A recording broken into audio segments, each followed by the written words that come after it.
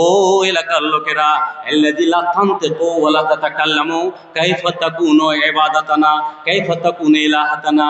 এই এলাকার লোকেরা, যেই লোকটা, যে বুতটা কথা বলতে পারে না, কিছু করতে পারে না, সে পাথরে তো রব কেমন করে হতে পারে, ইবাদত কেমন করে তোমরা করতে পারো, যে কথাই বলতে পারে না, কিছু করতে পারে না।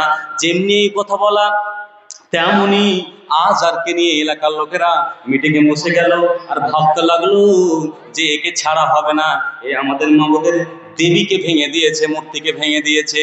ও মুসলিম ভাইরা, এখান থেকে বলে যাচ্ছি, কোনোদিন কোনো মুসলমান তোমাদের ধর্মকে সম্মান করে, তথাপি তোমরাও আমাদের ধর্মকে সম্মান করো। একজন আমি আরবিক শিক্ষিত হিসেবে বলে যাচ্ছি, ন্যাচারালি একজন মুসলমান কোনো দেবতাকে ভাঙতে পারে না, কোনো দেবীর অসম্মান করতে পারে না। অনুরূপভাবে তোমরাও আমাদের মসজিদকে দেখে সম্মান জানাও, ওয়েলকাম করো। এটা হলো গণতন্ত্র রাষ্ট্র, ভালোবাসা দাও, ভালোবাসা নাও। মুসলমান কোনোদিন দেব দেবীকে ভাঙতে যায় না। ইব্রাহিম আলাইহিস সালাম জিজ্ঞাসা করলেন যে এই করেছে, ইব্রাহিম তখন কিন্তু মুসলমান নয়, তখন কিন্তু ইসলাম নিয়ে তখন তারপরে ওহী আসেনি। যেমনি এই কাজ করা, তেমনি তারা এলাকাতে মিটিং ডেকে বলল, না না না, একে ছাড়া হবে না, একে কি করতে হবে, আগুনে জ্বালিয়ে পুড়িয়ে একে মেরে দিতে হবে, একে ছাড়তে হবে না। বাপ আছে আজার, কিছুই বলে না। পঞ্চায়েতের বিচার, এলাকার লোকেরা সবাই বিচার করেছে, ইব্রাহিমকে আগুন দিয়ে পুড়িয়ে দেবে। ভাইরা আমার, বন্ধুরা আমার, শিরক করবে না, ওই দেবতাকে মানবে না, তাদের ঘরে জন্ম নিয়ে তাদের দেবতাকে মানবে না। তার জন্য তারা এলাকার লোকেরা একটা ফাঁকা জায়গাতে গর্ত করলো এবং গর্ত করার পরে এলাকার লোকেরাকে বলে দিল, যার যেরকম লকড়ি রয়েছে, সামগ্রী রয়েছে, তোমরা জমা করো। বাড়ি বাড়ি এরা লকড়ি জমা করলো এবং লকড়ি জমা করার পরে তারা আগুন ধরালো এবং ধরার পরে বাপ ফ্যাল করে তাকাচ্ছে, কেন কেন কেন? এই জন্য যে বেটা যে অপরাধ করেছে, আমাদের ধর্মে এটা মানার নয়। এই জন্য বাপ কিছুই বলে না।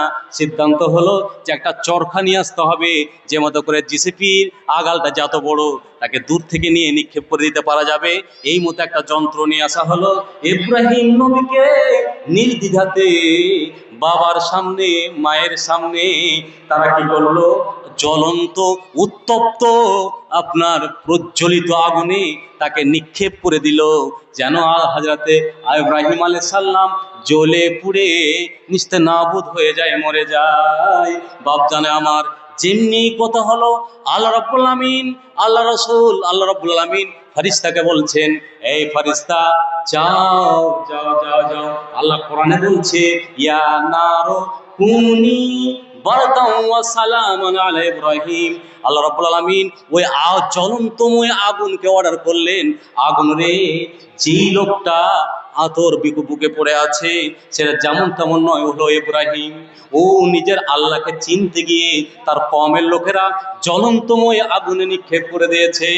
খবরদার খবরদার খবরদার, তার এখানটা পশমও জ্বলবে না, তার এখানটা চুলও যেন না পড়ে। এই জন্য আল্লাহ রাব্বুল আলামিন অর্ডার করে দিলেন আগুনকে। আগুন কিঞ্চিত পরিমাণ তারা আর অঙ্গ প্রত্যঙ্গ কিছুই জ্বালাতে পারলো না। কেন? যে আল্লাহ রাব্বুল আলামিন আগুনকে অর্ডার দিয়ে দিয়েছেন। বলার উদ্দেশ্য হচ্ছে, লা তুশরিক বিল্লাহ ওয়া ইন কুতিলতা আও হুররিকতা, তোমরা খবরদার আল্লাহর সাথে শিরক করিও না। যদি তোমাদেরকে হত্যা করে দেওয়া হয় বা জ্বালিয়ে পুড়িয়ে দেওয়া হয়, তারপরও তোমাদের শিরক করতে হবে না। আপনাকে বলেনি যে পীরের কাছে যা, আপনাকে বলা হয়নি দেবতার কাছে যা, আপনাকে বলা হয়নি দেবীর কাছে যা, তারপরও নামধারী মুসলমানের বাচ্চারা নিজের ঈমান বিক্রয় করতে গিয়ে এরা ঈমানকে পাইমাল করে চলে আসে, এরা আল্লাহর নামে শিরক করে চলে আসে। করে কি করে না? কথা বলেন। হরিশ্চন্দ্রপুরে দোকান খুলেছে, রেস্টুরেন্ট, ইয়ংরা গাড়ির উপরে গাড়ি, মোটরসাইকেলে চড়ে চড়ে যাচ্ছে। কিসের? বলছে চিকেন পকোড়া, মাটন, তারপরে মাটন টিক্কা, চিকেন কষা, সব খেতে যাচ্ছি। এই বাজারেরও অনেক আছে, খাচ্ছেন। আল্লাহ রাব্বুল আলামিন স্পষ্ট বলছেন, লা তাকুলু মিম্মা লাম ইয়াযকুর ইসমাল্লাহ আলাইহি, ওই জিনিস খেও না, খেও না যায় যে জিনিসে আল্লাহর নাম লওয়া হয়নি। আর আপনি কি করছেন? খাচ্ছেন। তাহলে বলুন ঈমান কোথায়? আর আল্লাহ রাসূল বলছেন যে আল ইসলাম কি আন তা'বুদাল্লাহ ওয়ালা তুশরিকা বিহি শাইআ। তৃতীয় কি? ওয়া ইকামিস সালাহ। তৃতীয় হলো নামাজ কায়েম করা।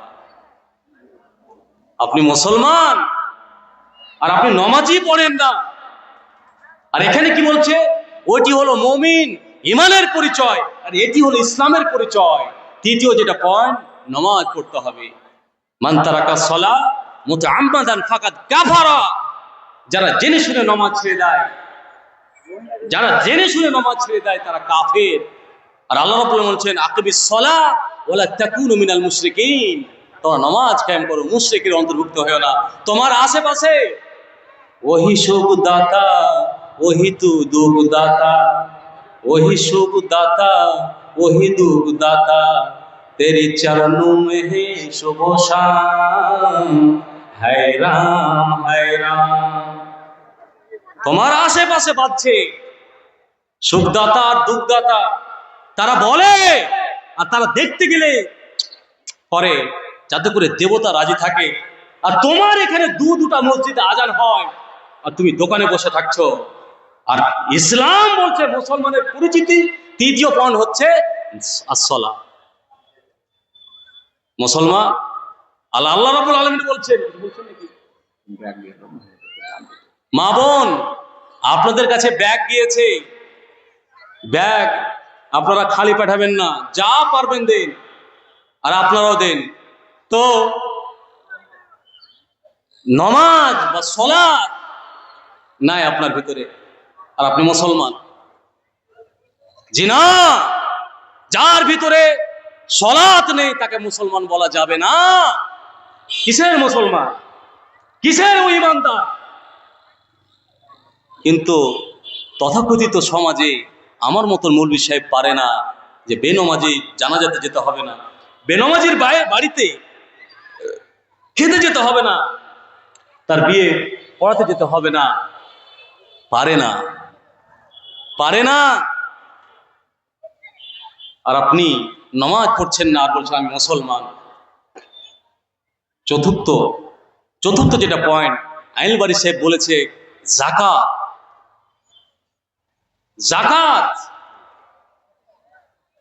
জাকাতের বিষয়টা আমরা পিছিয়ে আছি। এরা মনে করছে যে জাকাত আর দান একটাই। জি না, ভালো করে বুঝুন।